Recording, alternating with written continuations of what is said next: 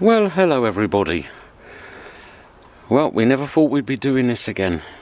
It's been 3 weeks since I put the DPF back on, and as you can see, I've taken the top off the engine, the plastic cover thingy, and I have tried every mortal thing to get this engine going. I have been absolutely silly with it. I've undone the top of the fuel rail there. I've had them all done, made sure there was diesel getting through. I've had, I don't even know what you call them, but the bits where the injectors are, I've had them slackened off, made sure they were bled through. I've had the, what are they called, the heater plugs, can't remember, glow plugs. I've had them all out and checked that they were all working. I've had this sensor off the airbox there. We checked the cam sensor, you name it. I've done so many different things, and this car just would not start. It tried to, but it just would not go. So anyway, was out here yesterday. My neighbour came down. He fiddled about with it for an hour, and he couldn't figure out why it wouldn't start. So he phoned his buddy up in the garage.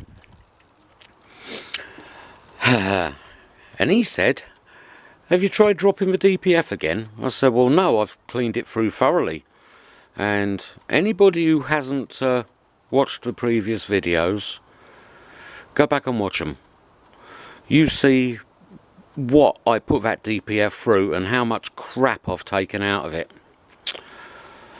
But needless to say, we unbolted the DPF and she fired right up instantly. So the DPF is still clogged solid. All what I did didn't achieve it.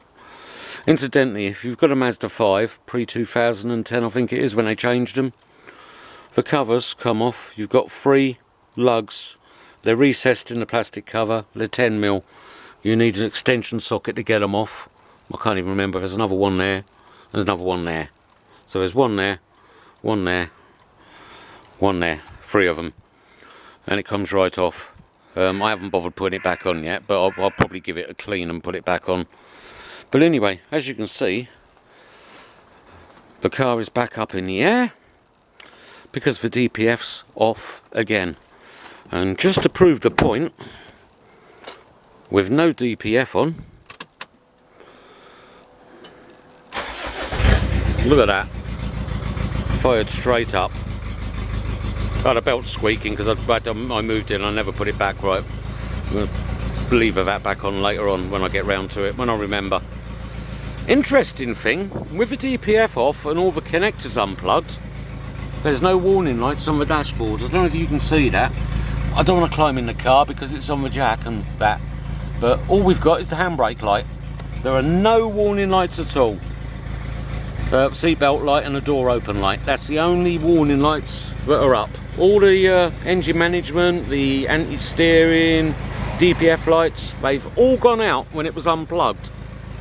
So that's a little bit strange, but sure somebody watching will be able to explain why. I'll turn that off because I'm getting gassed, because the downpipe is right where I'm stood, more or less. But yeah, so guess where the DPF is now?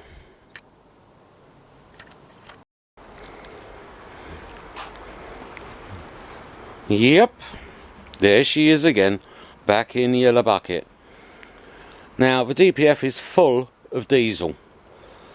All the times I've tried starting it, I've chucked easy start in it, and like I said, I've been through so many different things, you name it. Anything that you might think could give a car problem starting, I've tried. So the DPF's off again, it's full of diesel. Thankfully I kept, you can just see it there, half of the bottle of the Wins, so it's going to get another soaking in that. But my neighbour up the road, lovely fella, he's given me this stuff. Don't know if the camera is focusing on it. I know I say that a lot, and the camera usually does, but the screen I've got, you can't see anything. So it is pure guesswork on my part, but I think that's focusing on it. From previous experience it is anyway. But anyway, I'm going to chuck this in. I've got it stood up with nothing in there at the minute, because all the muck is at the engine end. So I'm just giving it a chance to let something dribble out on its own before I put anything in there.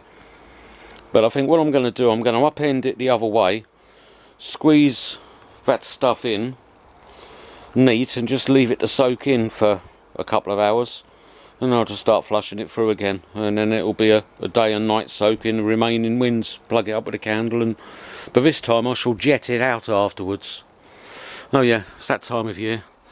Christmas tree has progressed to the table, but we'll be doing a separate video on that. Yeah, I've had him under there because we had Storm Bert at the weekend.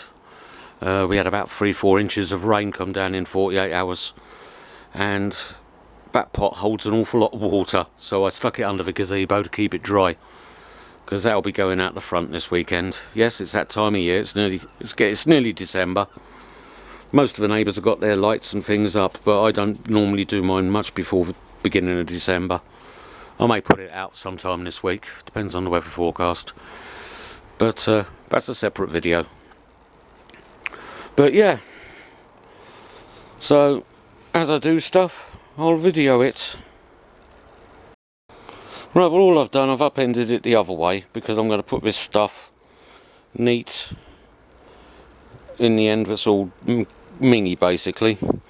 So oh, it's watery. I thought it'd be thick. Oh, I might have to change plan with that because it might just run all straight through. I thought that was going to be thick.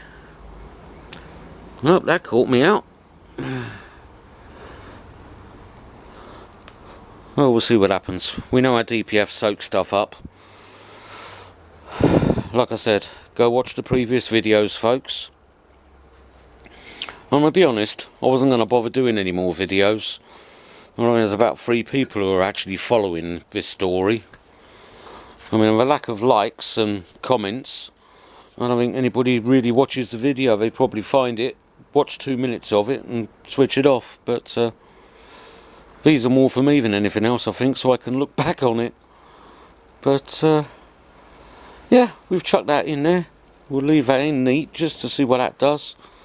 Probably come back out in an hour and fill it up with water and try and wash it through. Or I might just leave it like that for the night. I don't know.